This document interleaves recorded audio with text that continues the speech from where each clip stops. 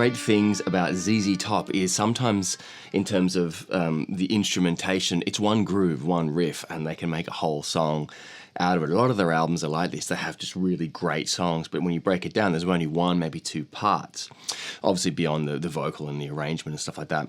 So let's look at my heads in Mississippi. Today's standard tuning, Give A. For this one, I'm using a humbucker style guitar, my PRS DGT SE bridge pickup, bridge humbucker. I'm using a Sir Badger with a Joyo, King of Kings, really good. And just a touch of reverb gives you something like this.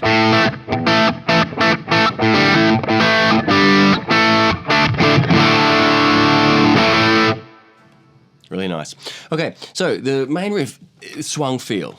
It's not a particularly fast song, but Billy Gibbons.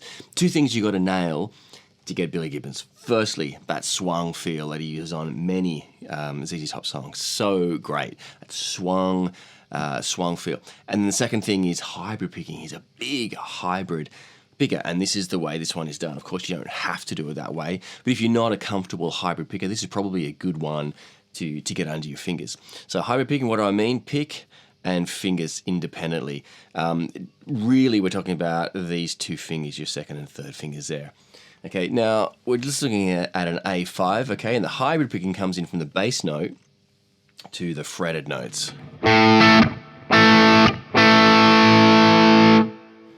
Okay, bass note, and then with these fingers you're plucking. The first pluck is short, it's more a staccato, and then you're ringing out. And those two, the second and third that you're ringing out, you're doing together. Again, that's that hybrid picking. All right, that's the feel through it. Now, interestingly, the second chord that he's playing, he moves up. It's basically an A5 to a D5, but you keep the A bass note, and he's playing up here, 7th fret. And he'll do it with either, third or fourth. Let me show you an alternate fingering in a second, though, that I think is much easier and it sounds exactly the same.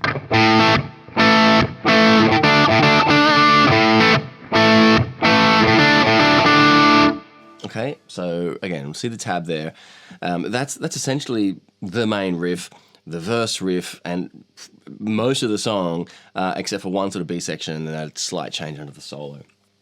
But the second chord fingering, the fingering of the second chord I was talking about, you can play it here, how he does, or you can do this. Exactly the same notes. Tiny difference in timbre, but with distortion and everything, you're not really going to notice.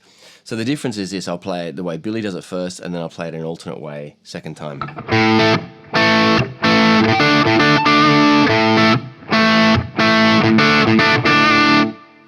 Okay, so you don't need to move your hand at all, and you can still do the vibrato there. So, and that's just basically a D5. And just make sure you mute that D string with the tip of your first finger. So you can play it either way there. Okay, let's look at the second section, that little B section. The B section is almost exactly the same rhythm, almost. And the rhythm is actually the same. They don't hit the downbeat. So the first one is you hit the downbeat, the A bass note. Now on the studio version, they don't hit the G to an F5. So they don't go...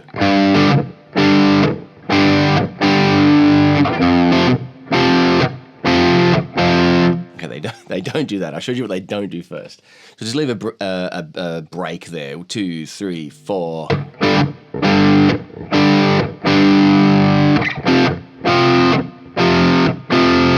Back, hit on the downbeat.